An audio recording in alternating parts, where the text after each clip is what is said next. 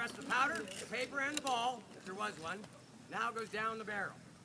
Take the rammer out and seat the cartridge at the bottom.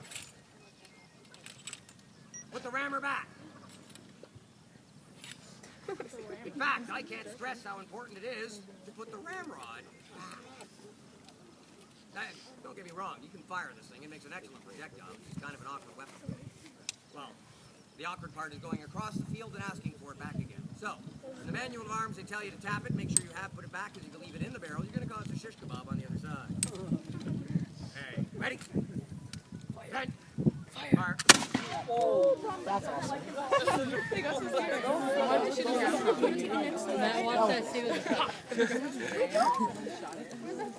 Could I try? I know. We didn't time it. Oh, yeah, we didn't time it. But he's going fast. That was fast. It's fully conceivable. I can get dressed up in the best camouflage known to modern man today.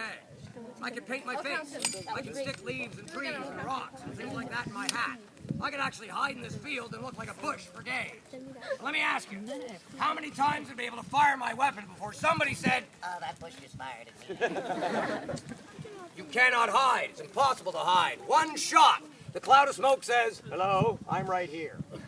So the bright red suit was one of their better ideas. They've done it for a few reasons, and one of them was self-preservation. I'll explain. Most people are surprised by the amount of smoke produced by one weapon, but one weapon does not a whole battle make.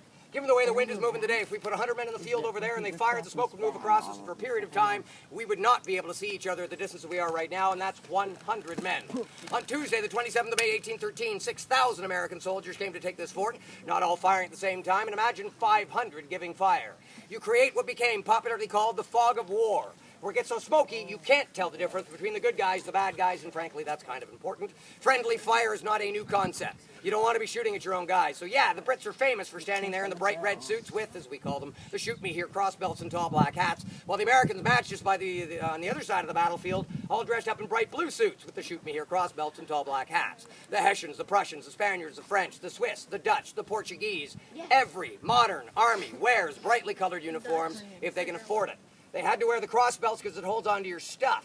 Later on in warfare, it's known as webbing. You've got all your ammunition attached on the one side and your bayonet on the other. The choice for the tall black hat was because it was the most fashionable thing to wear, but they're standing in those long lines blazing away at each other because everybody is using the height of technology, the musket.